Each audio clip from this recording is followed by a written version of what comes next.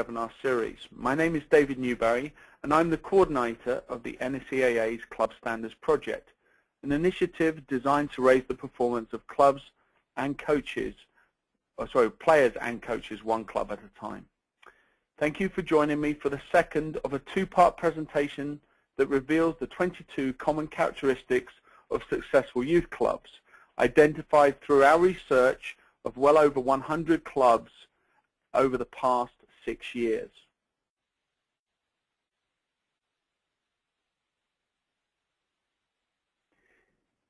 In the first webinar session, I provided details of the first 10 characteristics, and in this session, I will now address the remaining 12. That session, the first session, is now available in video form via our LinkedIn page. The NSCAA Club Standards Project is an assessment model created in 2007 used to evaluate the performance of youth clubs in player development, coaching and administration. Through this process, the NSCAA is able to provide clubs in the United States of America, Canada and other countries around the world with access to best practices in youth soccer. The NSCAA is not vested in one particular model, approach or philosophy, and to that end we can provide an impartial and objective opinion on a club's current performance. Most importantly, we can help clubs to improve short and long-term opportunities for players and coaches by recommending innovative ideas proven to work with other clubs. For those of you who are not familiar with the NSCAA's Club Standards Project, there are 3 levels of assessment: the preliminary, intermediate and advanced. The preliminary assessment is a free online survey that can be completed by any member of the club in about 5 to 10 minutes. The intermediate and advanced level assessments include an in-depth evaluation by an NSCAA consultant. If you'd like to learn more about these levels of assessment, you can do so by visiting nscaa.com. I will now continue to outline the 12 common characteristics of successful youth clubs.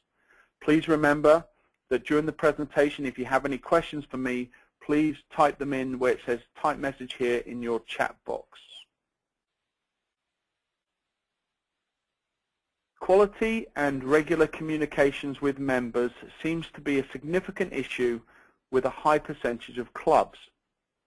Successful clubs utilize a variety of communication methods to engage their members, to communicate important and timely information, and to inspire recipients to action.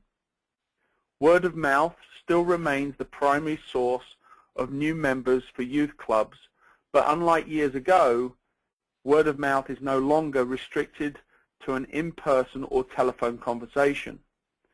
Whether you like it or hate it, social media, and in particular Facebook, is a significant source of information for families. It is recommended that a club establishes a detailed communication strategy that utilizes a variety of methods. Restricting communication to email seriously limits the club's ability to reach members and to make multiple impressions.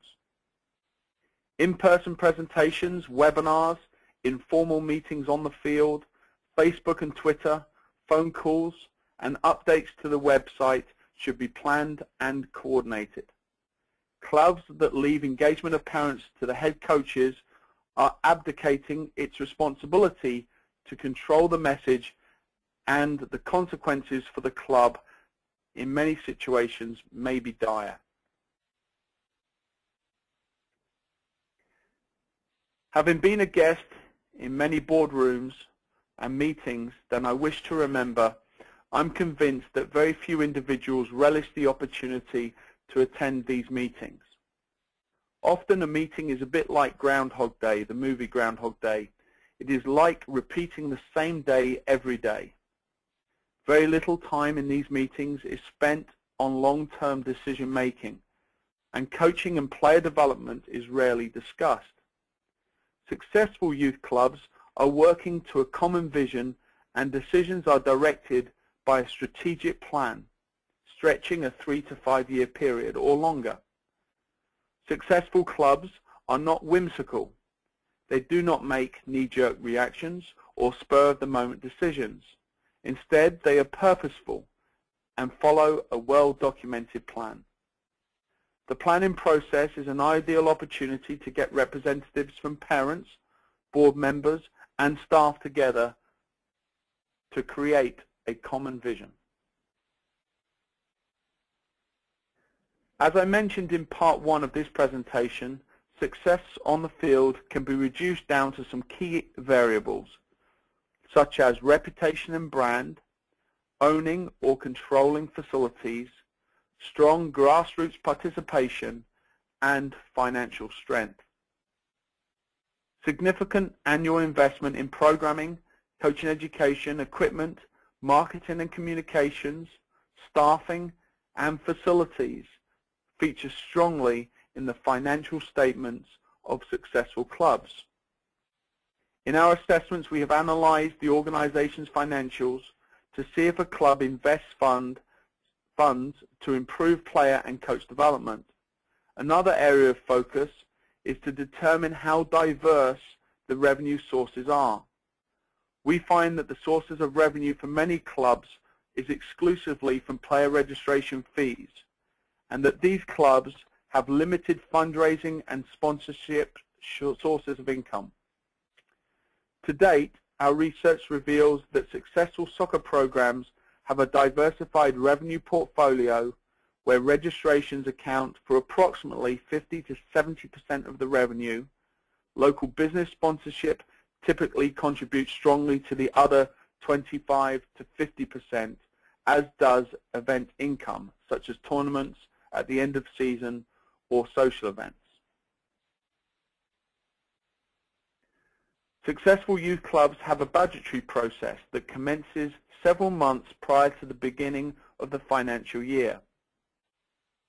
Historical data is certainly considered, but each year successful organizations build the budget around the planning process and use the strategic plan as a reference point. Additionally, the budgetary process involves all key decision makers and representatives from each of the operating entities, and they are asked to present their recommendations and wishes. This step, we believe, is crucial as it develops a degree of ownership and commitment to the program. Hearing from a variety of different members can provide valuable information and may initiate change in direction to capitalize on opportunities that were not considered in the original plan.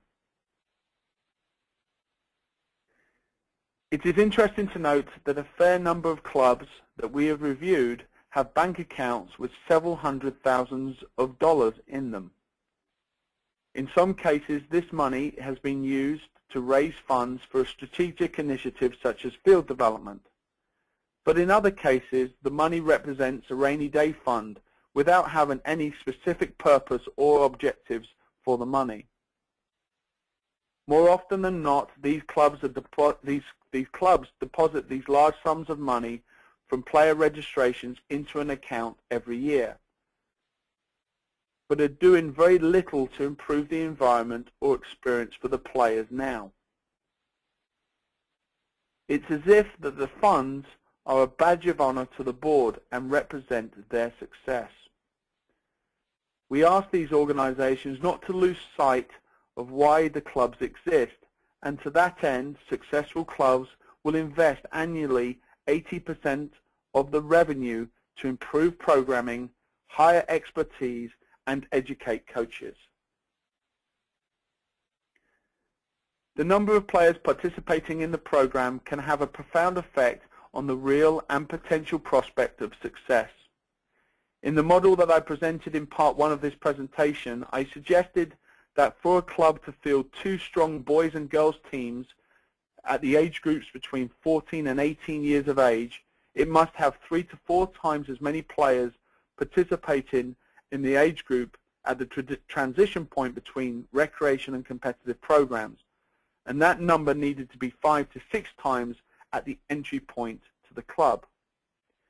Achieving these types of numbers may not, of course, be possible for clubs that are located in rural areas or in markets where there are many options for the players. Although the political road associated with partnership is not easy, one may look at collaboration as the only realistic option for the club to grow and develop. Successful clubs that we've researched establish relationships with local schools, city councils, recreation centres, and YMCAs, to name a few, in addition to working with or alongside other clubs that could be regarded as competitors. Successful clubs employ formal and informal tactics to engage new families into the club culture. Linked closely to establishing the culture are other characteristics that I've already mentioned, such as communication and branding, and in particular engaging parents in the learning experience of the child. Some examples of cultural building are planned. For example, in a youth program I direct in Connecticut, I insist that parents or guardians must be present at every training or game session. In addition to providing coaches with sideline support, I also believe, and I think it is evident as the season progresses, that the parents will utilize this time as an opportunity to catch up with friends and socialize. Another way that successful clubs look at developing culture is to schedule practices and games at one centralized location, and in doing so bring people together. This will provide the board members and the staff an opportunity to speak with parents in groups and share important information. I've visited several clubs in the last 12 months that are deliberating on whether to move forward with one name and brand to represent the entire recreation and competitive programs. Although there is no one answer or simple answer that is applicable to every situation, I certainly believe that one brand and name is easier to promote than two and becomes far less confusing for parents and the end users.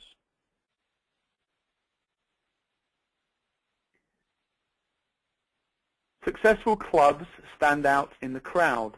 They are known for something. Successful clubs forge a unique identity in their own youth soccer market, locally, regionally, and even nationally. Clubs often see their brand as improving, though, with wins and trophies. In most situations, we believe this is a mistake, as very few organizations can achieve this level of success. For 95% of parents, wins and losses make very little difference, but the reputation of the organization in terms of caring for and educating their child is all important. Attention to detail, quality coaching, education and planning, on-site organization, quality of uniforms, and regular communications are factors that a club should consider when reviewing its brand. Successful clubs generally have a customer service administrative layer between them, the coaches, and the board. The high-performing administrative personnel have been selected to provide first contact with the members and handle general inquiries, registration information, team formation, payments, questions, and issues.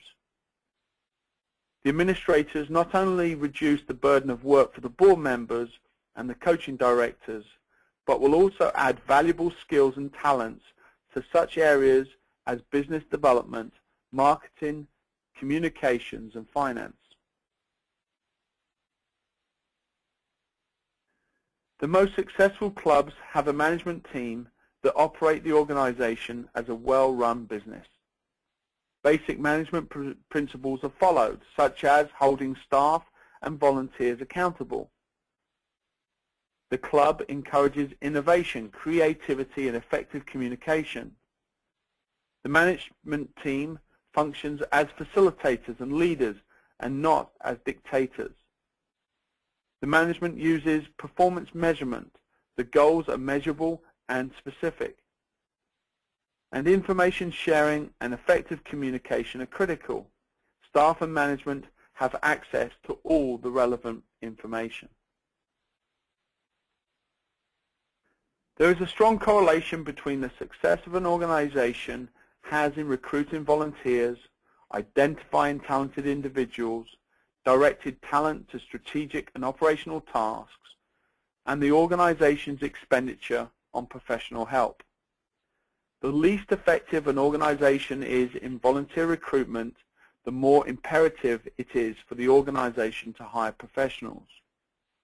A successful volunteer recruitment plan includes a clear appreciation of the volunteer requirements, clear communication of volunteer requirements or options, not just coaching or board positions, detailed role descriptions for every position, recruitment of individuals with matching talents and skills, not settling but headhunting the right individuals, and creating term limits that expire at intervals. One example of good practice is the stated role of the board in leading and managing the club. Successful clubs have a board of directors willing to commit in writing their pledge to provide professional staff with trust and freedom to operate the program. Although it would be reasonable to expect a club to back experienced and paid employees, more often than not, the board or individuals on the board micromanage the professionals and force all decision-making through the elected officials. In summary, I have provided in 2 presentations a list of 22 common characteristics of successful youth